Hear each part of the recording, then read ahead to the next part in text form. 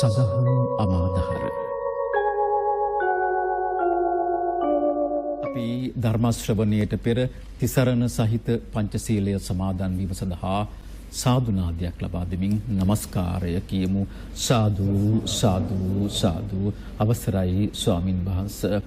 නමෝ තස්ස භගවතු වරහතු සම්මා සම්බුද්දස්ස. නමෝ තස්ස භගවතු වරහතු සම්මා සම්බුද්දස්ස. නමෝ තස්ස භගවතු අරහතු සම්මා සම්බුද්දස්ස. බුද්ධං සරණං ගච්ඡාමි. බුද්ධං සරණං ගච්ඡාමි. ධම්මං සරණං ගච්ඡාමි. ධම්මං සරණං ගච්ඡාමි. සංඝං සරණං ගච්ඡාමි. සංඝං සරණං ගච්ඡාමි. ဒ ුතියම්පි බුද්ධං සරණං ගච්ඡාමි. ဒ ුතියම්පි බුද්ධං සරණං ගච්ඡාමි. ဒ ුතියම්පි ධම්මං සරණං ගච්ඡාමි. ဒ ුතියම්පි ධම්මං සරණං ගච්ඡාමි. ဒ ුතියම්පි සංඝං සරණං ගච්ඡාමි. ဒ ුතියම්පි සංඝං සරණං ගච්ඡාමි. තතියම්පි බුද්ධං සරණං ගච්ඡාමි. තතියම්පි බුද්ධං සරණං ගච්ඡාමි. තතියම්පි ධම්මං සරණං ගච්ඡාමි. තතියම්පි ධම්මං සරණං ගච්ඡාමි. තතියම්පි සංඝං සරණං ගච්ඡාමි. තතියම්පි සංඝං සරණං ගච්ඡාමි. සරණාගමනං සම්පුන්නං ආම බන්තේ පාණාතිපාතා වේරමණී සික්ඛාපදං සමාදියාමි. පාණාතිපාතා වේරමණී සික්ඛාපදං සමාදියාමි. අදින්නාදානා වේරමණී සික්ඛාපදං සමාදියාමි. අදින්නාදානා වේරමණී සික්ඛාපදං සමාදියාමි. කාමේසු මිච්ඡාචාරා වේරමණී සික්ඛාපදං සමාදියාමි. කාමේසු මිච්ඡාචාරා වේරමණී සික්ඛාපදං සමාදියාමි. මසාවාදා වේරමණී සික්ඛාපදං සමාදියාමි. මුසාවාදා වේරමණී සික්ඛාපදං සමාදියාමි. සුරාමේරය මජ්ජපමා දට්ඨානා වේරමණී සික්ඛාපදං සමාදියාමි. සුරාමේරය මච්ඡපමා දට්ඨානා වේරමණී සික්ඛාපදං සමාදියාමි. තිසරණේන සද්ධින් පංචශීලං ධම්මං සාදුකං සුරක්ඛිතං කତ୍වා පමාදේන සම්පාදේ තබ්බං. ආම බන්තේ සතු සතු සතු. සමන්තා චක්කවාලේසු අත්‍රා ගච්ඡන්තු දේවතා සද්ධම්මං මුනි රාජස්ස සුනන්තු සග්ග මොක්ඛදං. ධම්මස්සවන කාලෝ අයං භදන්තා. ධම්මස්සවන කාලෝ අයං භදන්තා. ධම්මස්සවන කාලෝ අයං භදන්තා. නමෝ තස්ස භගවතෝ අරහතෝ සම්මා සම්බුද්දස්ස. නමෝ තස්ස භගවතෝ අරහතෝ සම්මා සම්බුද්දස්ස. නමෝ තස්ස භගවතෝ අරහතෝ සම්මා සම්බුද්දස්ස. ඒතං සන්තං ඒතං පනීතං යදිදං සබ්බ සංඛාර සමතෝ සබ්බූපදී පටිනිස්සග්ගෝ තණ්හක්ඛයෝ විරාගෝ නිරෝධෝ නිබ්බානං තීති. රංග්‍රී ශ්‍රී ලංකා මාධ්‍ය ජාලයන් ඔස්සේ ධර්මදේශනාවන් ශ්‍රවණය කිරීම සඳහා නැරඹීම සඳහා සූදානම්ව සිටින අද දවසේ අනුග්‍රහක බවතුන් මූලිකව සිටින්නා වූ ධර්ම ශ්‍රවණාභිලාෂී සදහබර පින්වත්නි. මාතෘකා පාඨයේ වශයෙන් තබන ලැබුවේ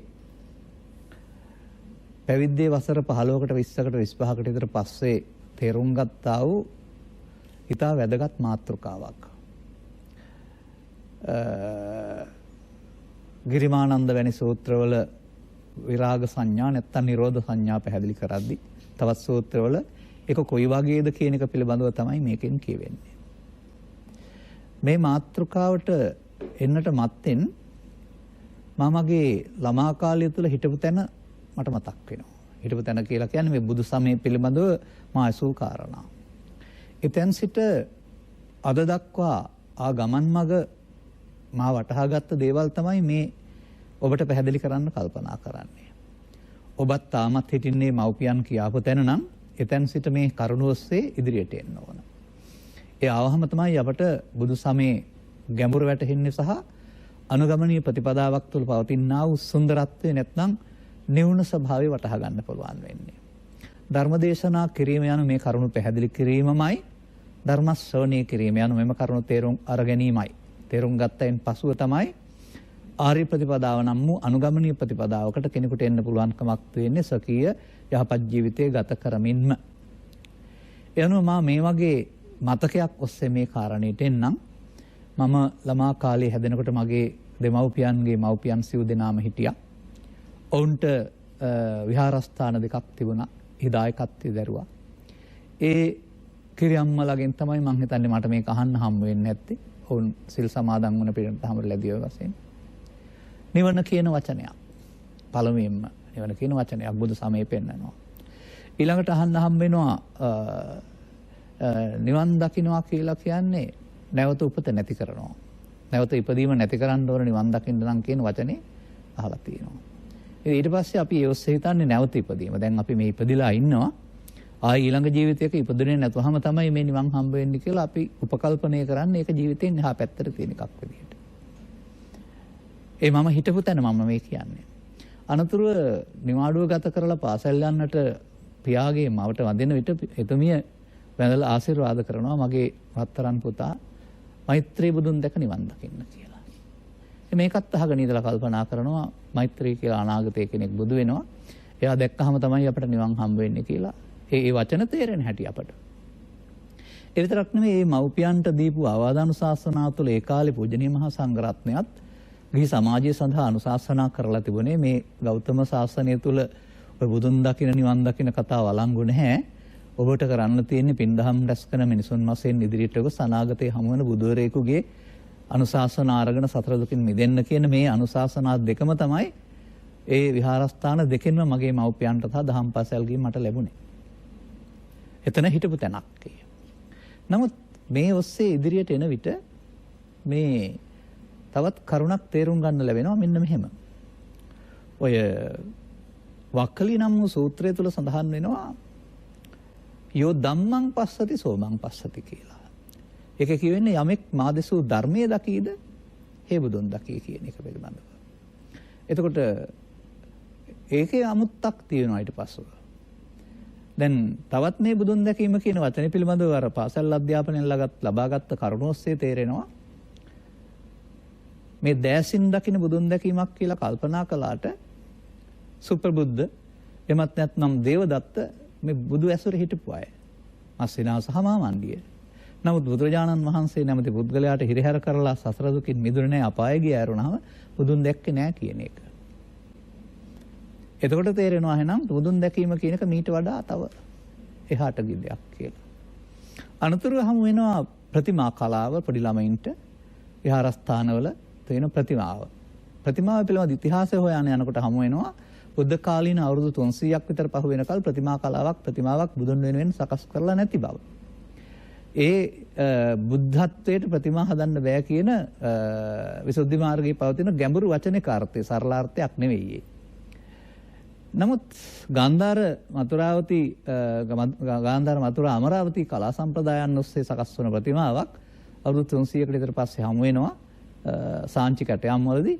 ඊට පෙර සාංචි විහාරස්ථානයේ කැටයම් වල බුදුන් වහන්සේ වැඩ ඉන්න ඕන තැන් වලට බෝධිය හෝ වජ්‍රාසනය හෝ ඒ බඳු දෙයක් තමයි සකස් කරලා තිබුණේ. ප්‍රතිමාවක් තිබුණේ නැහැ. අනතුරු අපට තේරෙනවා මේ අපට දරුවන් වශයෙන් කියලා දෙනකොට බුදුන් යන්න ප්‍රතිමාවක් වශයෙන් උගන්වනවා පුංචි කාලවල. 6 7 8 පන්ති වලට එනකොට බුදුන් යනු පුද්ගලයෙක් වශයෙන් පෙනෙනවා ಭಾರತයේ පහළ වී අවුරුදු 16ක් ගිහිව ඉඳලා 13 1929 දී ගිහිගේ හැරගොස් 6 වසරක් දොස්තරක් ක්‍රියා කරලා අවුරුදු 35 සිට 85 80 දක්වා 45 කාලයක් ජීවත් වුණ කෙනෙක් වශයෙන්. එතකොට ප්‍රතිමාවටත් බුදුන් කියනවා කුඩා දරුවෝ මේ ශරීරයටත් බුදුන් කියලා කියනවා. නමුත් ධර්මයේ දකීද බුදුන් දකී කියන පදේ ගත්තාම තේරෙනවා ඒ ප්‍රතිමාවට එහා ගිය බුද්ධ පදයට අර්ථයක් තියෙන බව. ඒක හොයාගන්න පුළුවන් තැනකුත් තියෙනවා. අවබෝධයටපත් වුණා වූ යතුමනන් වහන්සේ මංගල ධර්ම දේශනාව කරන්නට බරණැස ඉස්පතනාරාමයට වඩිද්දී කොණ්ඩඤ්ඤ තවුසක් කියලා කියන්නේ මුලින්ම බුදු වෙන බවට අනාවකියක් පළ කළ පුද්ගලයා තනියඟිල්ලක් ඔස්සලා ඔහුම ප්‍රකාශයටපත් කරන්නේ අන්න සිද්ධාර්ථ ගෞතමයා බුදු වෙන්න බැරුව ශරීරය අලංකාර කරන අපි ළඟට එනවායි කියලා. ඒ කියන්නේ දැසින් ඒ බුදුන් නොදැක්ක බව. ඒ සූත්‍රයේ අගට පෙන්නනවා කොණ්ඩඤ්ඤ තවුසා වරහන් ඇතුලේ දාලා සෝවාන් වීමත් සමග බුදුන් දුටු බව. මම මේ ඔස්සේ කල්පනා කරනවා මට තේරෙනවා සැබෑ බුදුන් හඳුනන්න නම් සෝවාන්ම වෙන්න ඕන කියලා. ඊට මෙහා පැත්තේ බුදුන් පිළිබඳ කවුරු මොන සංකල්පයක් ඇති කරගත්තත් ඒක පෞද්ගලික සංකල්පයක් කරනවා සැබෑ බුදුන් නෙවෙයි කියන එක. අනතුරු ඔය දීඝනිකායේ පවතිනා වූ චූලසත්‍යක වැනි සූත්‍ර පරිහරණය කරනකොට තේරෙනවා එන්න මෙහෙම පදයක්. බුද්ධෝසෝ භගවා බෝධාය ධම්මං දේශේති. උන්වහන්සේ යමක් අවබෝධ කරගෙන මිනිස් වර්ගයාට අවබෝධය පිණිස ධර්ම දේශනා කරනවා. මේකේ මුත්තෝ තින්නෝ වගේ වචන ගොඩක් තව තියෙනවා. අගපදයේ තිබෙනවා පරිනිබ්බුතෝසෝ භගවා පරිනිබ්බානාය ධම්මං දේශේති. ඒක පෙන්වන්නේ සිංහල තේරුම නිවුණා වූ බුදුන් වහන්සේ නිවීම පිණිස ධර්ම දේශනා කරනවා. අන්න දැන් නිවීම නිවන කියන පදේ අහම් වෙනවා අපට. එතකොට අවුරුදු 80 දී නෙවෙයි එහෙමනම් ධර්ම දේශනා කරන්න පටන් ගත්තේ 35 සිට 80 දක්වා. එහෙනම් මේ නිර්වාණ පදයට අර්ථ දෙකක් හම් වෙනවා. අවුරුදු 80 දී සිදුවන එකට කියනවා ස්කන්ධ පරිනිර්වාණය. 35 සිදුවනා වූ මේ මානසික විප්ලවයට කියනවා ක්ලේශ පරිනිර්වාණය. එහෙනම් උන්වහන්සේ කෙලසුන්ගෙන් නිවිලා අවුරුදු 35 ඉඳලා 80 දක්වා නිවිලා ඉඳගෙන අනිත් අයට නිවෙන හැටි කියලා දීලා තියෙනවා. අන්න එතකොට අර පුංචි ළමයාගේ මගේ පුංචි ළමයා මම නැමැති පුංචි ළමයාගේ මරණයෙන් එහා පැත්තේ නිවන සංකල්පය බිඳ වැටෙනවා. බුදුන් වහන්සේ අවුරුදු 35 80 දක්වා නිවිලා තමයි ඉඳලා තියෙන්නේ. අනිත් අයටත් එහෙනම් ජීවිතය තුල නිවෙන්න තමයි ධර්ම දේශනා කරන්න කියන එක පිළිබඳව. ඒ විතරක් නෙමෙයි අර අනාගත බුදුවරයා පිළිබඳ සංකල්පය බිඳ වැටෙන්නේ කොහොමද? මේ ගෞතම සසුන අපේ ස්වාමින් වහන්සේලා ප්‍රවේශම් කරලා තිබෙනවා ත්‍රිපිටකයේ කටපාඩමින් සහ පොත්පත් මගින් අරන් ඇවිදින් සත්‍ය නම් මේ තුල ධර්මයේ තිබෙන්න ඕන තථාගතයන් වහන්සේ වදාළා. එතකොට ඒ ධර්මයේ දකින්න පුළුවන් නම් අද වුණත් බුදුන් දකින්න බැරි කමක් නැහැ. ඒකට ස්ත්‍රී පුරුෂ ගිහි පැවිදි ભેදයකුත් නැහැ කියන එක තේරෙනවා. මොකද යමෙක් යෝ ධම්මං පස්සති කියන එකේ යමෙක් කියලා කියන්නේ යම් භික්ෂුවක් යම් භික්ෂුණියක් කියන එක නෙමෙයි. මේ යෝ පදේ පාළියේ දෙන්නේ ස්ත්‍රී පුරුෂ ගිහි පැවිදි ඕනෑම කෙනෙකුට. එතකොට ඕනෑම කෙනෙකුට මේ බුදුන් වහන්සේ වදාළ පරිදි ධර්මයේ දකින්න පුළුවන් නම් එහෙනම් බුදුන් දකින්නත් පුළුවන්. තව එහාට ගත්තාම මෙහෙමත් කියන්න පුළුවන්. ධර්මයේ දකීද බුදුන් දකීද බුදුන් දකී බුදුන් දකීද නිවන් දකී. ඒකට මේ ධර්මයක් බුදුනුත් නිවනත් කියන පද තුනට අභිධර්මයේ කියලා පොතට කීවට බුදුන් කියලා ශරීරයට කීවට නිවන කියලා නොතේරෙන දෙයක් ගැන කතා කළාට ගැඹුරින් මේක එක තැනකට එනවා. මේ ළමා වයස පහු කරගෙන තරුණ වයස පහු කරගෙන පැවිද්දේ පොතපත කියවමින් එන ගමනේ මට හමු වෙන දේවල් ඔබට මතක් කළේ. දැන් එහාට යන්න වෙනවා. ඊළඟට පැහැදිලි කරන කරුණක් තමයි අර මං ගත්ත කරුණ. මේ නිරෝධය නැත්නම් විරාග කියන පදේ ප්‍රහාණය කියන එකේ තේරුම යම්කිසි දුකට හේතු වලින් මිදීම කියන අර්ථය මේ පැහැදිලි කිරීමේදී ඒතං සන්තං ඒතං පනීතං කියලා වචන දෙකක් තියෙනවා. ඒතං කියන්නේ එය. මේ එය කියන්නේ අපි ඔබ කතා කරන ඔය නිවන කියන වචනෙට. එය සාන්තයි. ඒ සාන්තයි කියන එකේ තේරුම දැන් මිනිසුන් යම්කිසි ප්‍රශ්නයකදී ඇලෙනවා, ගැටෙනවා, කලබල වෙනවා, ගහමරා ගන්නවා, නොසන්සුන් වෙනවා. මේ නිවීමපත් වෙන පුද්ගලයාට එහෙම නොසන්සුන්කමක් ඇත්තෙම නැහැ. මොනම විදියකින්වත් නොසන්සුන් කරන්න බෑ. සන්තං. ඒ වගේම එය ප්‍රණීතයි. ප්‍රණීතයි කියන වචනේ තේරුම සාමාන්‍යයෙන් ඔබ ඔය පණීතම් පානන භෝජනං කියන වචන වලින් මිහිරි කියන අර්ථය ගන්නවා. නමුත් ඒ අර්ථයට එහා ගිය එකක් වෙන්න වෙනවා. දැන් sweet, sweeter, sweetest කියලා ඉංග්‍රීසියෙන් උගන්වන්නේ. ඒ අර්ථ තුනේවත් මේ ප්‍රණීත බව නැහැ. ඒක ඔය නිකලස් බවට පත් වුනහම එහි පවතිනා වූ ලෝකෝත්තර මිහිරියාව හඳුන්වන නමක්. ඒක ගීතයක රසය වගේ, චිත්‍රපටයක රසය වගේ, එහෙමත් නැත්නම් වන්දනා කිරීම තුළින් ලබන්නා වූ සුවය වගේ එකකට වඩා එහා ගිය දෙයක්. දැන් මේ කාරණාව තේරුම් ගැනීමේදී එහෙනම් එය කුමක්ද කියන එක හොයාගන්න වෙනවා. අනේ එතකොට යදිදං සබ්බ සංකාර සමතෝ කියලා පදයක් හමු වෙනවා. එහි හැටි මේ පැහැදිලි කරන්නේ. මෙතනදී මම අර තවත් උපුටාගත්ත කරුණු කීපයක් දකින්න ත්‍රිපිටකය තුළ අර බුද්ධෝසෝ භගවා බෝධාය ධම්මං දේශේති කියනවා වගේම මේ ආස්වාදයේ ආදීනව දැක ආස්වාදයෙන් මිදුණ තැනටයි මම බුද්ධ කීවේ කියලා බුදුන් වහන්සේ එක සූත්‍රයක දේශනා කරනවා. තව සූත්‍රයක දේශනා කරනවා පංචස්කන්ධයේ උපාදානින් මිදලා පංචස්කන්ධයේ අනිදුක්ඛ අනාත්ම වශයෙන් 100%ක් පත් වෙනතුරු මම ලෝකෙට බුද්ධත්වයේ ප්‍රකට කළේ නැහැ. පංචස්කන්ධයේ අනාත්මයටපත් වූ තැනයි බුද්ධ කියලා කිව්වේ කියලා. එහෙනම් අර බුද්ධ යනු ප්‍රතිමාවක් අර්ථයට එහා ගිය, ශරීරයේ අර්ථයට එහා ගිය පංචස්කන්ධයේ අනාත්මය නම් වූ අපට ඇහැට නොපෙනෙන යම්කිසි තත්වයකටපත් වීම කියන එක තේරෙනවා. ඒ විතරක් නෙවෙයි.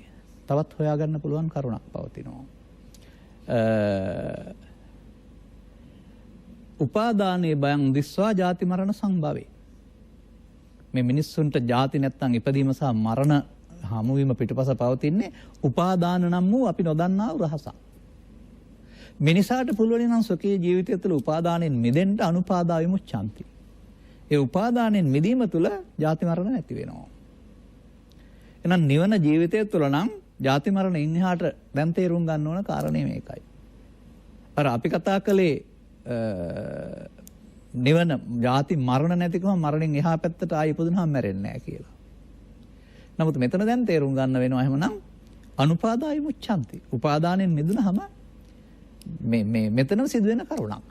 ඒ විතරක් නෙමෙයි ඒ නැවත ඉපදීම කියන වචනේ අර්ථය ඔය මෞකසකින් බිහිවීම කියන අර්ථයට වඩා එහා ගිහින් අපේ ළඟ උපදින හැඟීම් තියෙනවා. මේ හැඟීම් එක්කලා ඇලිලා ගැටලා අපි අවසන් කළොත් ඒක අද අවසන් වෙන්නේ නැහැ. හෙට නැවත උපදිනවා. අනිද්දාට නැවත උපදිනවා. ලෝභය, ද්වේෂය, මෝහය, ඊර්ෂ්‍යාව, ක්‍රෝධය, වෛරය වැනි තණ්හාවට අනුබද්ධ සිදුවීම් අද තැබුවොත් අවුරුදු 5කින් 10කින් හෝ ඊට එහා පසු කාලෙ නැවත උපදිනවා. ඒ තමයි නැවත ඉපදීමේ දුක.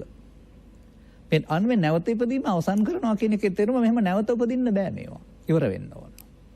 නැවත ඉපදීම නැති කරනවා කියන එකේ තේරුම එහෙමනම් ජීවිතය අවසානයේ උපදින එක නැති කරනවා නෙමෙයි මේක නැති කරාම ඒකත් නැති වෙනවා තමයි. නමුත් මේ නැවත ඉපදීම කියන කාරණාව ගන්න බෑ ස්කයක් තුලින්. ඒකට ගන්න වෙනවා තව ටිකක් එහාට ගියාම වචනේ මම පැහැදිලි කරන්නම්. ස්කන්ධ පංචකේ නැමැති ඒකකය හටගෙන උපාදාන වී නැසෙන නිසා නැවත උපදිනවා. උපාදාන වෙන්නේ නැතුව නැසෙනවා නම් නැවත උපදින්නේ නැහැ. මම තේරුම් අරගෙන ඉන්න පෙළොවට කියන්නේ සමස්ත සමාජයටම හරි වටිනවා මේක. සමහර විට අවුරුදු 4-5කට ඉස්සෙල්ලා මේ දේශනාව කරලා තියෙන්නේ නැති මම මේ මාධ්‍යයේ. නමුත් මේ අර්ථය අරන් පැහැදිලි කරේ නැහැ කියන්න මම දන්නවා. ඒ නිසා මේක කෞතුක වස්තුවක් වශයෙන් තියෙන්න ඕන මාධ්‍යයක් තුළ ඉදිරියේ සමාජයට වැදගත් වෙන්න. ඒ නිසායි ප්‍රකාශ කරලා දේශනා කරලා තියන්න කල්පනා කරන්නේ. දැන් බලන්න වෙනවා. අන්න තියෙනවා සබ්බ සංකාර සමතෝ. සමතයටපත් වීම කිනක ඔබට තේරෙනවානේ. සමත කියන්නේ සංසිඳනවා කියන එක. සමත මණ්ඩලයෙන් తాවකාලික සංසිඳීම නෙමෙයි මේ පෙන්වන්නේ. මේ සියලු සංඛාරයන්ගේ සංසිඳීමටයි මේ කියන්නේ. දැන් ඉතින් සබ්බ සංකාර හොයන්න වෙනවා. අන්න එහෙමයි අපි මේ පාරේ එන්නේ. එවිට මට හමු වෙනවා ග්‍රාමීය මට්ටමින් කතා කරන ගිහියගේ නැත්නම් ඊතරම් ගැඹුරු අවබෝධයක් නැති පැවිද්දන්ගේ අර්ථයේ සංඛාර කියන්නේ එකතු කරපු දේවල්, ගොඩ ගහපු දේවල්. උළු, ගඩොල්, වැලි, රීප්ප, පරාල ටික අරන් ගයක් හැදුවාම ඒක සංඛාරයක්. රාශිකරණය කියන අර්ථයෙන් සංඛාර කියලා. ඔය එතන මමත් ඉන්නේ නැති ළමා කාලේ. නමුත් තව ටිකක් එහාට එනකොට තේරෙනවා මේ සංඛාර කියන එකට තියෙනවා අපේ ජීවිතය තුළ සංඛාර જાති තුනක්. ඒකට එනවා කාය සංඛාර, වචී සංඛාර, මනෝ සංඛාර කියලා. ඒ කියන්නේ අපේ කය වචන සිත ක්‍රියාත්මක වෙන්න මුල් වෙන්නා වූ තත්ත්වයන් මේ පෙන්වන්නේ. දැන් කල්පනා වෙන්න නම් සාමාන්‍යයෙන් සංඥා වේදනා කියන අදහස් එන්න වෙනවා. වචන පිට වෙන්න නම් විතක්ක ਵਿਚාර වීම කියන අදහස එන්න වෙනවා. කයේ පැවැත්මට නම් ආස්වාස ප්‍රාස්වාදය තුළ ජීවිතය අලුත් වෙන්න වෙනවා. ඒ නිසා කාය සංකාරය ආස්වාදවාතයයි, වචී සංකාරය විතක්ක ਵਿਚාරයි, මනෝ සංකාරය සංඥා වේදනා කියලා ඔන්න බණ පොතෙන් හමු වෙනවා. හමු වෙනවා විතරක් නෙමෙයි මේ තුන සබ්බේ සංකාරා කියලා ග්‍රාමීය මට්ටමේ නැත්නම් ඊතරම් ගැඹුරින් හවු නැතුව ධර්ම දේශනා කරලා තියෙනවත් මට හමු වෙනවා. එතකොට මම හිතනවා එහෙනම් සබ්බ සංඛාර සමතෝ මේ සංඛාර තුන සංසිඳෙන්න ඕනේ එහෙමනම්. දැන් බුදුරජාණන් වහන්සේ බුද්ධත්වයට පත් වෙලත් මේ කාය වචී මනෝ සංඛාර තුන තියෙනවා. ඒවා සංසිඳුණා නම් 80. එහෙනම් බුදුන් වහන්සේගේ බුද්ධත්වය ඔප්පු කරන්න බෑ කාය වචී මනෝ සංඛාර තුන යටතේදී. එහෙනම් උන්වහන්සේ සංඛාර සංසිඳවලා නැහැ. එහෙනම් සංඛාර පරමා දුක ඊළඟ ගාථාවේ පෙන්නනවා. jigacchā paramā rogā සංඛාරා පරමා දුක. ලෝකම දුක සංඛාරයයි. කාය වචී මනෝ සංඛාර ලෝකම දුක නම් බුදුන් වහන්සේ අවුරුදු 35 ඉඳලා 80 දක්වා දුක් විඳලා තියෙනවා. නමුත් උන්වහන්සේ වදාරනවා අවුරුදු 35 දී නෙවුණයි කියලා. එහෙනම් කාය වචී මනෝ සංඛාර සබ්බේ සංඛාරා වෙන්න බෑ. ඒකට බුද්ධත්වය ඔප්පු කරන්න බෑ. උන්වහන්සේ අවුරුදු 35 විතර නිවිලා හිටියා. ඒ වගේම ජීවිතයේ අවසානයේ දක්වා කාය වචී මනෝ කියන මේ තුන ක්‍රියාත්මක වුණා. එහෙමයි ගලපන්නේ හේතු සහිතව මේවා. ඔන්න එතකොට තව ටිකක් එහාට යනකොට ත්‍රිපිටකේ හම්බ වෙනවා බුදුන් වහන්සේ වදාරනවා සංයුත්ත නිකායේ පරිවර්තන කියලා සූත්‍රයක්. මේක කියවනකොට හම්බ වෙනවා බුදුන් වහන්සේ වදාරලා තිබෙනවා අවිජ්ජාගතෝ යම් බික්කේ පුරුෂ පුද්ගලෝ. පුරුෂෝ ස්ත්‍රීෝ ගිහියෝ පැවිදි වුණ කෙනෙක්. අවිද්‍යාව නම් වූ මුලාව තුල එකතු කරන ಜಾති තුනක් තියෙනවා. අපුඤ්ඤං චේ සංඛාරං අபிසංකරෝති පුඤ්ඤං චේ සංඛාරං අபிසංකරෝති ආනිජ්ජං චේ සංඛාරං අபிසංකරෝති. අபிසංකරෝති කියන පදෙන් පෙන්වන්නේ අනාගතේ හටගන්න හේතුවක් ඉතුරු කරන එක කියන එක. අන්න අලුත් සංඛාර තුනක් හමු වුණා මට. මොනවද මේ? අපිට තේරෙන භාෂාවෙන් කිව්වොත් මිනිසුන්ගේ සිතේ ලෝභ දේශ මොහ මූලික කොටගෙන පව් රැස් වෙනවා. ඒකට කියනවා පුඤ්ඤාභි සංඛාර. පින් රැස් වෙනවා. ඒකට කියනවා පුඤ්ඤාභි සංඛාර. අපිට තේරෙන්නේ නැති මේ දෙක අතහැරලා කැලේට ගියාගේ හිතේ ධාන කුසල් කියලා જાතියක් රැස් වෙනවා. ඒකට කියනවා ආනිජ්ජාභි සංඛාර. මේ තුන අභි සංඛාරද කියලා ඊට පස්සේ හොයලා බලනවා. මොකද මේ සංසාර ගමන සිද්ධ වෙන්නේ කාය වචී මනෝ සංඛාර වලින් නෙවෙයි. ඒක ජීවිතේට විතරක් අදාළ දෙයක්. නමුත් මේ සසරේ ඉපදීම මැරීම දුකටම් දෙවියොත් උපදිනවා මැරෙනවා, ප්‍රේතයොත් උපදිනවා මැරෙනවා, බ්‍රහ්මයොත් උපදිනවා මැරෙනවා. ඒ හැමතැනටම මේක අදාළ වෙන්න ඕන. එහෙමනම් ඊළඟට හමු වෙනවා මෙන්න මෙහෙම ක්‍රියාමාර්ග තුනක්. පෞකල පුද්ගලයා සෝකාශ බේදෝ පරම්මරණ දුක්ගතින් උප්පජ්ජති. එතකොට පවෙන් පරලෝ යාම අපුඤ්ඤාභි සංකාරයේ ප්‍රතිඵලයයි අපාගත වීම. අඩු දානේ අඩු සීලය, මධ්‍යම දානේ මධ්‍යම සීලය, උපරිම දානේ උපරිම සීලය කියලා තුනකට බෙදලා පෙන්වනවා පුඤ්ඤ කිරිවත් සූත්‍රවල. සෝකාශ බේදෝ පරම්මරණ මනුස්ස දෝබග්ගං මනුස්ස සෝබග්ගං දිව්‍ය සහව්‍යතං. ඒ පිනේ අඩු මධ්‍යම සහ උපරිම මට්ටම තුළ දුර්භාග්‍ය සම්පන්න මිනිසුන් වෙලා, සෞභාග්‍ය සම්පන්න මිනිසුන් වෙලා, කාමාවචර දෙවියන් වෙලා උපදිනවා. ඒ පුණ්‍යාභි සංකාරයේ ප්‍රතිඵලය. ඒ වගේම රූපාවචර අරූපාවචර කියලා බඹලෝ 20ක් තියෙනවා. ඒ පවෙන් පිනෙන් උපත ලැබීම නෙමෙයි, ලෞකික ධානලාභීන් ධානයෙන් පරලෝක සුපත ලැබීම. එහෙනම් මේ ටිකට කියනවා නවසත්තාවාසී 31 තලය කියලා. නැත්නම් අපි කතා කරනවා තුන් භවය කියලා. තුන් භවයේ සත්‍යයට උපත ලබා දෙන්නේ එහෙනම් අපුඤ්ඤාභි සංකාරය, පුඤ්ඤාභි සංකාරය, ආනිජ්ජාභි සංකාරය කියන එක මට තේරෙනවා. ඒ අபிසංකාර කියන පදේ තේරුම එහෙමනම් උපාදාන වීම කියලාත් තේරෙනවා. මේකට සාක්ෂියක් හොයන්න ඕන. මොකද මේ සාමාන්‍යයෙන් මේ ඉතිහාසයේ අවුරුදු 2300ක් විතර තිස්සේ යන ගමනේදී බුදුන් වහන්සේ මේ උත්තමයන් වහන්සේලා කළ ප්‍රකාශයන්ට අමතරව අටුවා ටීකා ටිප්පණි කියන වචන නිසා මෑතදී සීමාවක් නැතුව පොත්පත් ලියවෙනවා. එනිසා මේ පොත්පත්ද හරි බුදුන් වහන්සේ සරියුත් මහ රහතන් වහන්සේ වැනි අය එකඟ වුණා වූ මුල් බුදු සමයේද හරි කියලා හොයන්න වෙනවා. ඒ නිසා මම ධර්මදේශනාවකදීත් කියනවා ගංගාවක පිරිසුදු ජලය හොයන්න ඕන නම් මෝය කටින් වතුර අරන් හරියන්නේ නැහැ. එවිට ඇලවල් වල, දොළවල් වල, වැසිකිලි වල, අතුරු මාර්ග වල සියලු ජලය කලවම් වෙලා තිබෙනවා. මේ උල්පත මතුවෙන්නේ කන්දක් පාමුලින් නම් කන්දට ඇදහැරෙන ජලය තුලින් පෙරිලා එනකොට ඔය උල්පත මුල තමයි පිරිසුදු ජලය තියෙන්නේ. හොඳම වතුර වහන්න ඕන නම් උල්පත මුලට යන්න ඕන. ඒ වගේ මුල් බුදු සමය අවුරුදු 20ක කාලයක් ශිස්සාපදවල පනවලා නැහැ ඒ ශාසන ඉතිහාසයේ උල්පත. ඒ අවුරුදු 2600ක් තිස්සේ දැන් ඇවිත් තියෙනවා ගලාගෙන. කටින් කට පොතින් පොත ලංකාවෙන් ඉන්දියාවට, ඉන්දියාව නැත්නම් ලංකාවෙන් බුරුමයට, බුරුමෙන් තායිලන්තයට. මේ යන ගමනේදී ගඟක් ගලාන එනකොට අපද්‍රව්‍ය එකතු වෙනවා වගේ මොනවා එකතු වෙන්නේ නැද්ද මේකට? ඒ නිසා තමයි මුල් බුදු සමයට යන්න ඕන. ඇත්ත හොයන්න. එවිට බුදුන් වහන්සේ වැඩ සිටි කාලයේදී මේ නිගණ්ඨනාථ පුත්‍රගේ සසුනට සිදුනා වූ හානිය තේරුම් ගත් සරියුත් මහ රහතන් වහන්සේනේ උත්තමින් වහන්සේලා උන්වහන්සේ වැඩ සිටියේදීම මේ ධර්මයේ එක්රැස් කරන්න ඕනේ කියලා දේශනා කළා තැන් වල තිබුණා. නමුත් පිළිවෙලක් තිබුණේ නැහැ. මම එක්රැස් කරන්න ඕනේ කියලා සකස් කරපු සූත්‍ර දෙකක් තියෙනවා දීඝනිකායේ. එකකට කියනවා දසුත්තර හේවත් දස උත්තර, අනික කියනවා සංගීත හේවත් සංග්‍රහ කිරීම. මේ සංගීති සූත්‍රයේ බුදුන් වහන්සේ වදාළ එකේ කරුණ සිට 11 කරුණ දක්වා පිටු 80ක දිග සූත්‍රයක් තියෙනවා. මේක හදාරණ යනකොට තේරෙනවා තුනේ කරුණ වල තියෙනවා තයෝ සංඛාරා. සංඛාර જાති තුනයි. ඒ gadol නෙවෙයි, ඒ උළු නෙවෙයි, ඒ කාය වචී මනෝ සංඛාරත් නෙවෙයි. අන්න බුදුන් වහන්සේට එකගුණා බුදු පුතා. පුඤ්ඤාවි සංඛාර, අපුඤ්ඤාවි සංඛාර, අනිඤ්ඤාවි සංඛාර. මෙන්න මේ සංඛාර තුන තමයි සත්‍යයට භව ගමන ලබා දෙන්නේ. සබ්බ සංඛාර සමතෝ කියන්නේ මේක අපි සමතේටපත් කරන්න ඕන. අර ඒතන් වලට යන්න නම්. ඒතන් හෙවත් නෙවීමට යන්න නම්. දැන් මේ සංඛාර කොහෙද තියෙන්නේ? තවත් ඔහොම හොයලා බෑ. එවිට හමු වෙනවා මෙන්න මෙහෙම කාරණයක්. පුද්ගලයෙකුට කයක් තියෙනකොට පුද්ගලයෙක් වශයෙන් පෙනුනට මේ පුද්ගලයා මිය ගියාම කය විතරයි සිත නැහැ. එහෙනම් සිත තිබියදී තමයි මේ ලොකුකම් ඔක්කොම කරලා තිබෙන්නේ. ධර්මයේ විග්‍රහ කරනවා සිත කියන එක මෞකසෙන් බිහි වුණ තැන් පටන් මැරෙන කල්ම තියෙන එකක් නෙමෙයි. ලහු පරිවත්තං යත ඉදං චිත්තං. හටගත් ගමම්ම නැසෙනවා. ඒ තමයි සිතේ හැටි. ඔබටත් තේරෙනවා සතුට, කනගාටුව, දුක මේ කාරණා හැමදාම තියෙන්නේ නැති වෙලා යනවා. නමුත් තව ටිකක් එහාට යනකොට තේරෙනවා මිනිස්සුන්ට සිත උපදින්න තැන් හයක් තියෙනවා. ඇස, කන, නාසය, දිවකය. මේ පහට හම්බ වෙන රූප, ශබ්ද, ගන්ධ, රස නිසා තමයි හඳුනන සිත පහළ වෙන්නේ. එවෙන් ගන්නා වූ මතකයන් ගබඩා කර ගැනීම නිසා තමයි බාහිර වස්තු නැති වුණාට කල්පනාවෙන් මනෝද්වාරයේ කල්පනාවෙන් සහින පේන්නේ. හැම සත්වයක්ම හය ద్వාරික සත්වෙක්. දොරවල් හයකින් අරමුණු ගන්නවා.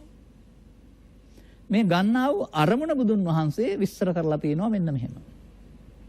ඇසට හම්බ වෙන රූපේ, කනට හම්බ වෙන ශබ්ද රූපය, නාසයට හම්බ වෙන ගන්ධ රූපය, දිවට හම්බ වෙන රස රූපය, කයට හම්බ වෙන පොට්ටබ්බ රූපය. මේවා තමයි මේ රූප. රූප කියලා අපි ශරීරය හිතාගත්තට මේ රූප, ශබ්ද රූප, ගන්ධ රූප එහෙම රූප හයක් තියෙනවා. විතරක් නෙමෙයි. ඒ රූප මුල් කරගත්තා වූ මුලාවක් අපිට තියෙනවා. ඒවට කියනවා රූප තණ්හා, ශබ්ද තණ්හා, ගන්ධ තණ්හා, රස තණ්හා, පොට්ටබ්බ තණ්හා, ධම්ම තණ්හා. ඒව හටගන්නේ ශරීරය නිසා නෙවෙයිනේ. අර ගන්න අරමුණු වල ඇලීම. අන්න දැන් තේරෙනවා තණ්හාවම නැති කරන්න ඕනේ නිවන් ලබන්න. එහෙනම් මේ දොරවල් හයේ තණ්හාව නැති වෙන්න ඕනේ. අපි ළඟ තියෙන දෙයක් එතකොට. ඇත්ත පිළිගන්න වෙන්නේ පොතේ තියෙන නිසා නෙවෙයි. අපි ළඟ තියෙන දෙයක් නිසා. දැන් තේරුම් ගන්න පුළුවන් කමක් තිබෙනවා. මේ රූප අරමුණක්. මේ අරමුණ අපේ ඇහැට හමු වෙනකොට අපිට කැමති පරිදි පෙර හදාගත් පරිදි කැමති හෝ අකමැති වශයෙන් විඳිනවා. ඒකට කියනවා වේදනා. සැප දුක් උපේක්ෂා වශයෙන්. ඒ වගේ මේක අපි හඳුනනවා. රූපයයි වේදනාවයි දෙකම හඳුනනවා. ඒකට කියනවා සංඥා. රූප වේදනා සංඥාවට අනුව කැමති අකමැති ආකාරයෙන් ඒකත් එක්කලා එකතු වෙනවා, ඇලෙනවා, ගැටෙනවා. මේකට කියනවා චේතනා. නැත්නම් සංඛාර. ඔය චේතනාව කර්මයයි කියන තැන අන්න දැන් අපි ආවා සංඛාර කියන පදයකට. එහෙනම් ඇසට හම්බ වෙන රූප වේදනා සංඥා සංකාර හතරෙන් කරපු දේ සිතින් විශේෂයෙන් දැනගන්නවා. ඒකට කියනවා චක්කු විඥාන. කනට හම්බුන ශබ්ද රූපය හඳුනාගත්ත කරපු කාරණා රූප වේදනා සංඥා සංකාර හතර සෝත විඥාණයෙන් හඳුනා ගන්නවා. ඒකට සෝත විඥාන. මෙසේ සත්වයා යනෝ චක්කු සෝත ගාන ජීවහා කාය මන විඥාන හයක එකතුවක්. මේ හැම එකේම රූප වේදනා සංඥා සංකාර කියලා පදයක් තිබෙනවා. මෙන්න මේ සංඛාර තුල තමයි ওই සබ්බ සංකාර තියෙන්නේ. වෙන කොහේ බාහිර මොකෙවත් හම්බ වෙන්නේ නැහැ. දැන් මේ රූප වේදනා සංඥා සංකාර පහ පවට නැඹුරු වෙනකොට සංකාර ස්කන්ධය අපුඤ්ඤාවි වෙනවා. මේ රූප වේදනා සංඥා සංකාර පහයි පුද්ගලයේ පිනට නැඹුරුනොත් එහෙම සංකාර ස්කන්ධය පුඤ්ඤාවි වෙනවා. මේ රූප වේදනා සංඥා සංකාර පහ ධානයට යොමු කරොත් සංකාර ස්කන්ධය ආනිජ්ජාවි වෙනවා. හැබැයි පෘථග්ජන භාවය තුළ. ඒ නිසා පෘථග්ජනයෙන් තුළ පෞත් සිද්ධ වෙන්න පුළුවන්, පිනුත් සිද්ධ වෙන්න පුළුවන්, දාන වැඩුවත් ධාන කුසල් සිද්ධ වෙන්නත් පුළුවන්. එහෙනම් සබ්බ සංකාර සමතෝ නැහැ. එහෙනම් සංකාර රැස් කරනවා මේ කරන්නේ. දැන් එහෙම ගන්නවා. යංකින්ච දුක්ඛං සම්භෝති සබ්බං සංකාර පච්චය ත්‍රිපිටකයෙන් හම්බ වෙනවා. යම්කිසි දුකක් මනුස්සයින්ට හට ගන්නවා නම් සත්වයින්ට සංකාර ප්‍රත්‍යයෙන්. සංකාරංච නිරෝධේන සංඛාර නිරෝධ කළොත් දුක් හටගන්නේ නැහැ. එහෙනම් සංකාර රැස් කිරීම පෘථග්ජනයන්ගේ ප්‍රතිපදාවයි. ඒක ජීවන ගමන. භව ගමන. පවොස්සේ පිනොස්සේ ධානොස්සේ බුදුන් වහන්සේ වැඩ හිටියත් නැතත් මේ භව ගමනේ යන්න පුළුවන්. නමුත් ඒ කාටවත් සංඛාර නිරෝධ ප්‍රතිපදාව හම්බුනේ නැහැ. අන්න බුදුරජාණන් වහන්සේ බුද්ධත්වයට පත් වීමෙන් කලේ මොකද්ද කියලා හමු වෙනවා අපට. කොයිද හමු වෙන්නේ? පාසල් පොතේ තිබෙන තැනින් ඔබටත් මතක් කරලා පෙන්නන්න. යන්න බුද්ධත්වයට පත් වුණා බුදුරජාණන් වහන්සේ උදාන වාක්‍යෙට.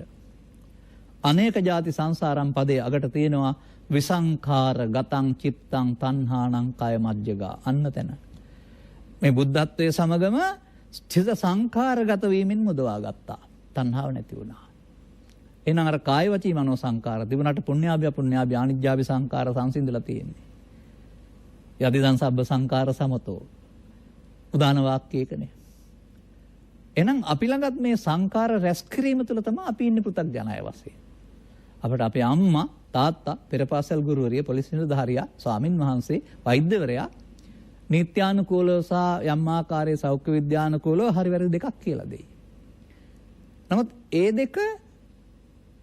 දෙක තුන සියල්ල ගත්තාම පෘථග්ජන භාවය තුළ බාහිර සංවරයක්.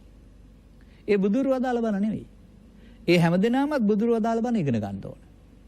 අපි දන්නේ අර හොඳ මට්ටමින් අම්මා තාත්තා ගුරුවරු කියන බණ ටික තමයි බුදුබණ කියලා හිතන් ඉන්නේ ලංකාවෙත් බොහෝ දෙනෙක්.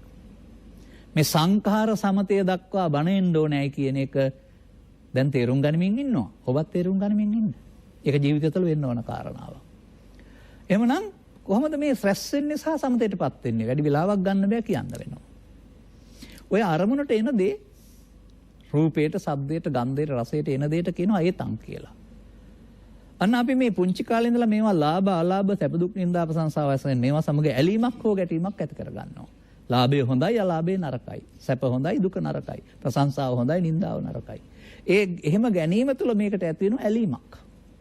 ඒ ඇලීමෙන් මොකද වෙන්නේ? ඒතං මම ඒතෝහං අස්මින් ඒසෝ මේ අත්තා. ඒ මගේ, ඒ මම මගේ, ඒ මගේ ආත්ම වෙනවා. මෙන්න මෙහෙමයි අපිට මේ සංස්කාරයන්ගේ මගේ මම මගේ ආත්ම හේවත් පාලියෙන් නිත්‍ය සුඛාත්ම කියන වැරැද්දට අහු වෙන්නේ. පෘථග්ජන පුද්ගලයා කොතරම් අනිච්චං දුක්ඛං අනාත්තා ඉගෙන ගත්තත් පොතෙන් පෘථග්ජන ජීවිතයේ සංස්කාරයන්ගේ නිස්සුඛාත්ම නම් වූ ප්‍රමාව තුළ පව නිත්‍ය සුඛාත්ම කරගෙන අපාය යනවා. පින නිස්සුඛාත්මකට අරගෙන කාමසුගතිය ඇවිදිනවා. ධානය නිස්සුඛාත්මකට අරගෙන බඹලෝ ඇවිදිනවා. ගැලවීමක් කාටවත් නැහැ. මොකද සංඛාර රැස් කිරීමේ ප්‍රතිපදාවේ ඉන්නේ. දැන් මේ රැස් වෙන්න බෑ සමතේටපත් වෙන්න ඕනනේ. අන්න සබ්බ සංඛාර සමතේටපත් වීම සඳහා බුදුරජාණන් වහන්සේ ධර්මයක් ලෝකට හෙළි කරවා දාලා. ඒ ධර්මයේ සරණින් තමයි සමතේටපත් කරන්න පුළුවන්කමක් තිබෙන්නේ. මේ ධර්මය මොකක්ද කියලා ඔබ දන්නවද? එක තැනක තියෙනවා මේක. අංගුත්තර නිකායේ ඒකක නිපාතයේ තිබෙනවා මෙන්න මෙහෙම පදයක්. අට්ඨානමේ තම්බික්කවේ අනවකාසෝ යං දිට්ඨි සම්පන්න පුද්ගලෝ කිංචි සංකාරං නිච්චතෝපගච්ඡය නේතං ඨානං විජ්ජති. මහණෙනි මේ මාර්ගඵලලාභී සෝවාන් පුද්ගලයෙක් කිසියම් සංඛාරයක් නිත්‍ය කොට ගනීද? ඒක වෙන්න බැරි දෙයක්. පෘථග්ජන පුද්ගලයෙක් කිසියම් සංඛාරයක් නිත්‍ය කොට ගනීද? ඒක වෙන්න පුළුවන්. දැන් මේ නිත්‍ය අනිත්‍ය තියෙන්නේ බාහිර ලෝකේ නෙමෙයි අවබෝධය තුළ. සෝවාන් වීමම යන බුදුන් වහන්සේ වදාළ පරිදි අනිත්‍ය අවබෝධ වීමයි. ඒ ඉස්කෝලපතේ අනිත්‍ය නෙමෙයි ධර්ම ශ්‍රවණය කරලා තේරුම් ගන්න වෙනවා. පෘථග්ජන පුද්ගලයෝ ඔක්කොම එහෙනම් අනිත්‍ය දේවල් නිත්‍ය කොට ගනිමින් සතර ඇවිදින අය. ඔන්න ඔය අනිත්‍ය තමයි ධර්මය. ඔබ දන්න අනිත්‍ය නෙමෙයි. සද්ධර්මයේ තේරුම් අරන් මෙතෙන් එන්න. ඇයි මම එහෙම කියන්නේ? මේ බලන්න. ධර්මයේ දකීද බුදුන් දකී කියලා වක්කලි හාමුදුරන්ට ධර්මයේ කියලා උගන්වන්නේ මොකද්ද? පංච උපාදානස්කන්ධ අනිදුක්ඛානාත්ම වශයෙන් බලන්න. සීල සූත්‍රයේ සෝවාන් වෙනවා කියලා තියෙන්නේ කොහොමද? සීලවතා කෝපනායස්මා සාරිපුත්ත කතමේ ධම්මා යෝනිසෝ මනසිතබ්බාති මනසිකාතබ්බාති. සීලවතා කෝපනායස්මා මහා කොට්ටිත ඉමේ පංච උපාදානස්කන්ධේ අනිච්චතෝ දුක්ඛතෝ අනත්තතෝ යෝනිසෝ මනසිකරන්තෝ සෝතාපට්ටි පලං චක්‍රිකේ කරෙය්‍යාති. මේ ගෞතම ශාසනය තුළ බුදුන් වහන්සේ වදාළ අනිත්‍ය තේරුම් ගන්න පුළුවන් නම් අනිත්‍ය පිළිගන්නවා නම් ඔහු තමයි ආර්ය පුද්ගලයෝ බවට පත් වෙන්නේ. දැන් එතනින් එහාටයි සංඛාර සංසිඳවන්න පුළුවන්. පෘථග්ජනයින්ට සංඛාර සංසිඳවන්න බෑ වුන් සංඛාර රැස් කරන අය. මේ මා ආගමන් මග මට තේන දේවල් මේ කියන්නේ මතක තබා ගන්න. ඒ නිසා තවත් දෙයක් මම බය නැතුව කියනවා.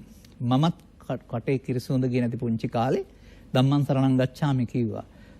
ඒකේ තේරුම සිංහලෙන්වත් දැනගෙන ඉන්න කාලේ නෙවෙයි කියන්නේ නැත්තේ. නමුත් මා ත්‍රිපිටකේ පරිහරණය කරන තේරෙනවා භික්ෂුන් වහන්සේලා හමුවට බුදුන් වහන්සේ හමුවට ආපු අය බණ අහලා තේරුණෙන් පස්සේ අද පටන් මම තෙරුවන් සරණ යනවායි කියලා තියෙන්නේ. පාරම්පරික සරණ ගාමනාවක් නෙමෙයි තෙරුවන් සරණ ගිහින් තියෙන්නේ ධර්මයේ තේරුම් අරගෙන. එනිසා මම අද මේ සමාජයට කියනවා පෘථග්ජන කිසිවෙකුට බුදු සමයේ තෙරුවන් සරණ නැහැ. වාචික වචනයක් විතරයි.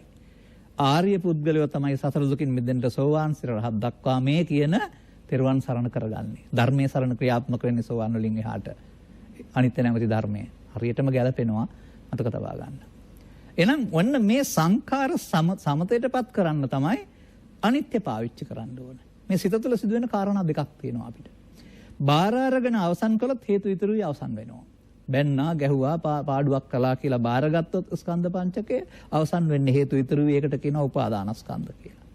බාරගත්තේ නැතුව අවසන් කළොත් එහෙම හේතු ඉතුරුනේ අවසන් වෙනවා. ඒකට කියනවා අනිත්‍ය කියලා. නම් ලෝභයේ, දේශයේ, මෝහයේ, ඊර්ෂ්‍යාවේ, ක්‍රෝධයේ අනිත්‍ය බලනවා. අරුණාම වතු පිටි වල ඉඩකඩම් වල කෙස්සල ලොම් වල අනිත්‍ය බුදුදහමේ නැහැ. තේරුම් ගන්න ඕන මේක. මොකද ලෝභක්ඛය, දෝසක්ඛය, මෝහක්ඛය නිබ්බාන. එහෙනම් ලෝභ දේශ මොහ ටික ෂේ වුණාම එතන තියෙන හැටි බලන්න ඕන කොයි වගේද කියලා අර ඒතං සන්තං. තේරුම් ගන්න ඕන මේක. එහෙනම් ඔන්න යදිදං සබ්බ සංඛාර සමතෝ කරන්න ඕන වැඩි. බුදුබණ තේරෙන තුරු සංඛාර රැස් කරනවා මිනිස්සු. ආනිජ්ජාවි සංඛාර තියෙන ධානලාභින්ට පෘථග්ජනයට පුණ්‍යාභව අපුණ්‍යාවි සංඛාර තියෙනවා. එහෙනම් සංඛාර දුක්ඛයෙන් මිදිලා නැහැ, පව මිදිලා නැහැ, පින මිදිලා නැහැ, ධානය මිදිලා නැහැ. පවත් භවගාමී, පිනත් භවගාමී, ධානත් භවගාමී උපාදානය තුල. උපාදානෙන් මිදීම තමයි තේරෙන්න ඕන. ඒ විතරක් නෙමෙයි මට තේරෙනවා මෙහෙමත්. සතුන් මරණ එක පාපේ, හොරකම් කරන එක පාපේ කියලා පුංචි කාලේ ඉගෙන ගත්තා. එතකොට පින කියලා තව જાතියක් තියෙනවා. නමුත් බුදු සමයේ ආරි සත්‍ය පාපේ මේක නෙමෙයි, ඊට වඩා ගැඹුරුයි. ওই ටිකත් ඇතුළත්. තථාගතෝ බික්ක අරහං සම්මා සම්බුද්ධෝ දේ ධම්ම දේශනා පරියායන භවಂತಿ. අරුත් වශයෙන් බුදවරු ධර්ම දේශනාය දෙකක් දේශනා කරනවා. එක පාපම් පාපකතෝ පස්සතාති. පාපේ ලාමක වශයෙන් දකින්න.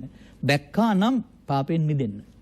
පාපම් පාපකතෝ දිස්වා තත්ත විරජ්‍යත විමුච්ඡත නිබ්බින්දතාති. එහෙ නොයැලෙන්න, ඒ මිදෙන්න ගැලවෙන්න. කලකිරෙන්න, මිදෙන්න ගැලවෙන්න. මේ මොකද්ද? මෙන්න මෙතෙන්දී තේරුම් ගන්න ඕන හොඳට. පාපේ යනු ආරි සත්‍යයට අනු උපාදානයයි. උපාදානෙන් මිදීම කුසලයයි. ඔන්න ඇත්ත සිද්ධිය. මේ කුසලයේ සබ්බපාපස්සා කරණං කුසලස්ස උපසම්පදා පටන් ගන්න සෝවාන් වලින් එහා පැත්තට. ඒ කුසලයේ අනිත් අයට නැහැ. ඒ කුසලස්ස උපසම්පදා කියන එකේ කුසල කියන්නේ සෝවාන් මාර්ගඵල පිළිවිල ලැබෙන නිවීමට. ඒ පව් අතහැරෙනකොට, පවෙන් මිදෙනකොට සිදුවෙන දෙයක්. එහෙනම් මෙන්න මේ කාරණා තේරුම් ගන්නකොට ඉතුරු පද දෙකක් හිටියෙන් කියන්න වෙනවා. සබ්බූ පදි පටිනිස්සග්ගෝ. උපදි කියන්නේ ලෝභ දේශ මොහ ඊර්ෂ්‍යා කෝධ වලට. ඒවා සම්පූර්ණයෙන්ම දුර වෙන්න වෙනවා. තණ්හක්ඛයෝ. තණ්හා රූප තණ්හා, ශබ්ද තණ්හා, ගන්ධ තණ්හා, රස තණ්හා, අන්න තණ්හා තියෙන තැන් දරවල් 6. චක්කු ලෝකේ පේ රූපං සාත රූපං එත්තේසා තණ්හාය uppajjamaano uppajjati. ඇහි ප්‍රේමහිර වශයෙන් ගත්තාම ඇහි තණ්හාව හට ගන්නවා. දන්නේ නැති පුද්ගලයාගේ තණ්හාව වැඩෙනවා. තේරුම් ගත්ත පුද්ගලයාගේ එත්ත පහියමානෝ පහියත ඇහෙන් තණ්හාව මිය යනවා. ඇහෙන් කනෙන් නාසෙන් දිවෙන් කයෙන් තණ්හාව කාම භව විභව තුනකට බෙදලා කාම කියන එක රූප ශබ්ද ගන්ධ රස වශයෙන් අපිට පෙන්ලා තියෙනවා 5කට. මේක ඒ ඇහි කනේ නාසයේදී අතහැරෙන්න ඕන. එයයි භාවනාව. ඒ අතහැරෙන එකයි භාවනාව තේරුම් ගත්ත පුද්ගලයාට. අල්ලන එක භාවනාව නෙමෙයි පමාව. තණ්හක්ඛයෝ. තණ්හක්ඛයෝ කියන්නේ එතකොට එහෙමනම් මෙන්න මේ මාර්ය මාර්ගය යනකොට මේක ෂය වෙනවා ටික ටික. එතකොට එහෙනම් එතනදී මේවා කෙරෙහි අවතින්නා වූ රූපේ, ශබ්දේ, ගන්ධේ, රසයේ කෙරෙහි පවතිනා වූ ඇල්ම නැති වෙලා යනවා. ඒකට කියනවා විරාගෝ. එහෙමනම් ඒ සාන්තය, ඒ ප්‍රණීතය, ඒ සියලු සංඛාරයන්ගේ සංසිඳුණු තැනය, ඒ සියලු උපදීන්ගේ නොඇලුණු තැනය, ඒ තණ්හක්ෂය, ඒ විරාගය, ඒට නිවනයයි කියනු ලැබේ. දැන් මේක තියෙන්න ඕන මිනිස්සු තුළ. අර මුලින් ඉගෙන ගත්ත මැඩල් ලබන එකක් වෙන්න බෑ. පව් රැස් කළොත්, පින් රැස් කළොත්, ධාන රැස් කළොත්, පවෙන් පිනෙන් ධානයෙන් පරලෝ යනවා. මේ අபிසංකාර තුන. නමුත් තව සංකාරයක් පෙන්වනවා බුදු සමයේ. නැත්නම් කර්මයක්. ඔය තුනට කියන්නේ කන්නං කන්න විපාකං හේවත් පාප කර්ම දුක් විපාක, සුක්ඛං සුක්ඛ විපාකං හේවත් පුණ්‍ය කර්ම සහ සැප විපාක, කන්න සුක්ඛං කන්න සුක්ඛ විපාකං හේවත් ධාන කර්ම සහ ධාන විපාක. මේ කර්ම මාර්ගය. මේ තුනේ යනායට තිබෙන්නේ ධම්මන්තරණං ගච්ඡාමි කීවාට කම්මං සරණං ගච්ඡාමි විතරයි. කවදා හරි ඉගෙන ගන්න ඕන බෞද්ධයෝ. මෙතනින් එහාට බුදුරජාණන් වහන්සේ වදාරනවා අත්තිබික්කේ කම්මං අකන්නං අසුකං අකන්නා සුක්ඛ විපාකං කම්මක්ඛයා සංවත්තති. මහණේ තව කර්මයක් තියෙනවා. කලුත් නැහැ, කලු විපාකත් නැහැ, සුදුත් නැහැ, සුදු විපාකත් නැහැ. කියන්නේ පාපේ හෝ පව් විපාක වලට ආйти නැහැ. පින් හෝ පින් විපාක වලට ආйти නැහැ. පව් පින් විපාක වලට ආйතිත් නැහැ. ඒකට කියනවා කර්මක්ෂය කිරීමේ කර්මය. කර්ම රැස් කිරීමේ කර්මයේදී තණ්හා උපාදාන වී අවසන් වේ සසර ඇවිදින්න සිදු වෙයි. එතකොට කම්මන්තරණං ගච්ඡාමි. කර්මක්ෂය කිරීමේ කර්මයේදී අනිත්‍ය නැමැති ධර්මයේ සරණ වේ. එතකොට කර්මක්ෂය කිරීමේදී කන්න කම්ම සුඛ කර්ම කන්න සුඛ කර්ම සියල්ල ෂය වෙනවා. කම්මක්ඛය කිරීමේ කර්මයේ තියෙන අංගුත්තර නිකායේ සත්තක නිපාතේ කර්ම සූත්‍ර 7ක එක තැන මෙන්න මේක සමාජය හඳුනා ගන්න ඕන. ඒක හඳුනාගත්තාම මොකද වෙන්නේ? ඒ තමයි ධම්මන්තරණං ගච්ඡාමි. කම්මක්ඛය කිරීමේ කර්මයේ දන්න පුද්ගලයා වර්තමාන ස්කන්ධ පංචකේවත් ඇහැකරනාසේ දෙවකටෙන ආරමුණ හේතු ඉතුරු නොකර අවසන් කරන්න උත්සාහ කරනවා, වීරිය කරනවා. ඒකට සිහිය තියෙන්න ඕනේ. හේතු ඉතුරු කරලා අවසන් කරනවා නම් එතන ප්‍රමාදයේවත් සිහිය නැතිකම. බුදුදහමේ ප්‍රමාදය කියන්නේ අපි කතා කරන ප්‍රමාදය නෙමෙයි. අරමුණක් ස්කන්ධ පංචකයක් වශයෙන් එනකොට මගේ ආත්ම කොට ගැනීමෙන් උපාදාන වී අවසන් වෙනවා. ඒකට පමාව කියනවා. සතරේ පමාව ඒක තමයි. අපමාදවමත පදන් කියන්නේ මේ වැඩේ කරන්න එපා. එහෙනම් ප්‍රමාදයෙන් මිදෙන්න ඕන. ප්‍රමාදයෙන් මිදීමට බුදුන් වහන්සේ වදාළ සංස්කාරය අනිත්‍ය නැමැති ධර්මයේ මම පිළිගන්නවා. ඒක තේරුම් ගත දවසට තමයි බුදු සමයේ බුදුන් වහන්සේ හම්බෙලා බණහලා උපාසක පිරිස් තෙරුවන් සරණ ගත වුණේ කියන එක තේරුම් අරන් තිබෙනවා. ඔවුන්ට පමණයි ආර්ය සත්‍ය ධම්මං සරණං ගච්ඡාමි වළංගු උනේ. අදත් මේ සමාජය තුළ ධම්මං සරණං ගච්ඡාමි වළංගු කරගන්න පුළුවන් නම් නීතියෙන් හැදෙන මිනිස්සුන්ට එහා ගිය, පව්පින් වලින් විපාක විශ්වාසයෙන් හැදෙන මිනිස්සුන්ට එහා ගිය ධර්මයේ සරණ තේරුම් අරගෙන ඒයින් මිදෙන පිරිසුන් හැදෙනවා. මේ රටක් හදන හැටි. අනාගත බුදුහාමුදුරන්ගේ ශාසනය මේක ක්‍රියාත්මක වුණාට අද හැදෙන්නේ නැහැ. මේ රටේ තත්ත්වය ඔබට තේරෙනවනේ හොරමෙරකම් කොච්චර කරනවද කියලා. ඒ ධම්මං සරණං ගච්ඡාමි නැති නිසා. අපට පුළුවන් නම් වත්මන් සමාජයේ බුද්ධිමතුන්ට ධම්මං සරණං ගච්ඡාමි ලබා දෙන්න. ඔවුන් හොරමෙරකම්, තක්කඩිකම්, බොරු, අංචා මොකකින්වත් තොරව කාරුණික අනුකම්පා සහගත දයාවන්ත මව්පියන්ගේ ආදරය දකින, මව්පියන්ට සලකන, මානසිකත්වයෙන් සමාජයට සලකන, පරිසරය රකින, ගස්වැල් විනාශ නොකරන මානසිකත්වයෙන් යුක්ත මිනිසුන් බවට පත් වෙනවා. මෙහෙමයි ධර්මයේ මිනිසා හදනු ලබන්නේ. ඔන්න අද මම ඉන්න තැන. අර පුංචි දරුවා වශයෙන් ඉඳගෙන අද කොහොමද මම ඉන්නේ? අද ඉන්නේ මේ සංඛාර තුන සබ්බ සංඛාර සමතෝ ප්‍රතිපදාවේ ඉන්නේ. ඒක එහෙ ඉඳමින් තමයි අනිත් අයට යෝජනා කරන්නේ මෙන්න පාර බුදු සමේ මේකට එන්න තේරුම් අරගෙන කියලා. ඊට වඩා මං හිතන්නේ ඔබට කාලය ලැබෙන්නේ නැහැ. ධර්ම දේශනාව මම ගැලපුවා පැයට ගැලපෙන ආකාරයට. ඒ නිසා මෙබඳු දේශනාවක් කිරීමට අනුග්‍රහක දායකත්වය ලබා දීම පිළිබඳව මා දන්න හඳුනන මේ පවුලේ හැම දෙනාට විශේෂයෙන් ස්තුතිවන්ත වෙමින් සවන් දෙන නරඹන හැම දිනාට දහම් මැස පාදාගෙන ගෞතම බුදුන් වහන්සේට ප්‍රතිපත්තියෙන් පුදමින් මේ දහම් සරණින් බුදු සසුන බබලවන්නන්ගේ කොටස් කරුවන් බවට පත්වීමට මෙම කරුණ පැහැදිලි කිරීමේ හේතු වාසනාව වේවායි කියන සුභාශිංසනයේ ප්‍රාර්ථනා කරමින් මම ධර්මානුශාසනාව මෙතකින් අවසන් කරනු ලබනවා. සාදු සාදු. අද ධර්මානුශාසනාවෙහි අනුග්‍රහක දායකත්වය දරනු ලබන්නේ අම්පිටිය නුවරපාර පල්ලේගම ලිපිණෙහි පදිංචි බිරිඳ කුමාරමණිකේ තෙන්නකෝන්, දියණිය උපසමා හේරත්, පුතණුවන් මංජුල හේරත්, මංජුල තෙන්නකෝන් පුතණුවන්, දේශානී වලිසිංහ දියණිය, රුවන්ති තෙන්නකෝන්, ශාමික තෙන්නකෝන්, හසිත හේරත්, ගයන්ති තෙන්නකෝන්, ශාලුක හේරත් යන මුණුබුරු මිනිබිරියන්ගේ සදහැවර දායකත්වය තමයි ලැබී පවතින්නේ. දැදිගම මහාවිද්‍යාලයේ සේවයකට විශ්‍රාමලත් මීට තෙමසකට පෙර 2020 නොවැම්බර් මාස 14 වෙනි දිනදී අවුරුදු 87ක් ආයුවලඳා පරලොසපත්වන්ට යෙදුනා වූ විශ්‍රාමලත් පාඨශාලාචාර්ය HHDA හේරත් මහත්මයාට පියාණන්ට හේරත් පවුලේ මියගිය සියලු ඥාති හිත මිත්‍රාදීන්ට, තෙන්නකෝන් මවගේ පවුලේ මියගිය සියලු ඥාති හිත මිත්‍රාදීන්ටත්, වලසිංහ පවුලේ මියගිය සියලු ඥාති හිත මිත්‍රාදීන්ටත් උන් හැමදෙනා ගුණ සිහිපත් කරමින් ගුණානුස්මරණ යෙදෙන අතර අවශ්‍ය නම් පින් අනුමෝදන් කිරීම සඳහා මතු භවයකදී නිවන් සුව ප්‍රාර්ථනා කිරීම සඳහා